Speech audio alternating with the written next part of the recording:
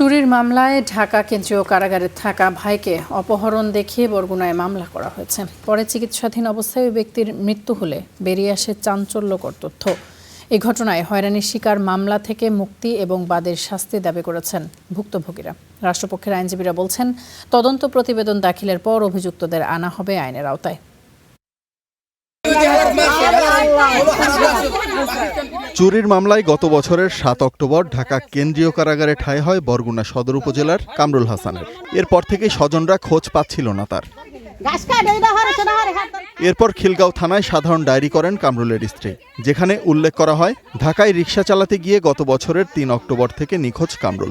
এ ঘটনায় ২১ ডিসেম্বর বরগুনার senior judicial magistrate আদালতে ১৫ জনের বিরুদ্ধে অপহরণ মামলা দায়ের করেন কামরুলের বড় ভাই আলাউদ্দিন। তার দাবি, কামরুলকে বাড়ি থেকে ডেকে নিয়ে অপহরণ করা হয়েছে।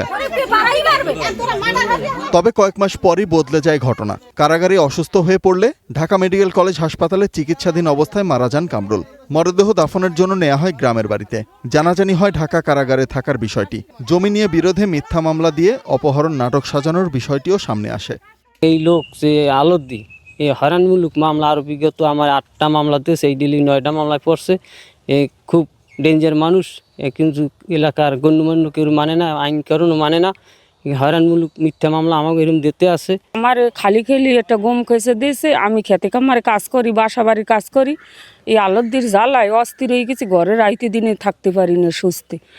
আগে পাশে অনেক মামলা দিয়েছে, এখন আবার একটা ১৫ লোক নিয়ে একটা গম কেস দিয়েছে। এই গম কেস দিয়েছে যে আমার ভাইরে একটা মাটি ঢেলাইছে। ঢাকায় কেন্দ্রীয় কারাগারে ছিল, কারাগার থেকে হসপিটালে মারা যায় তা আমরা জানি না।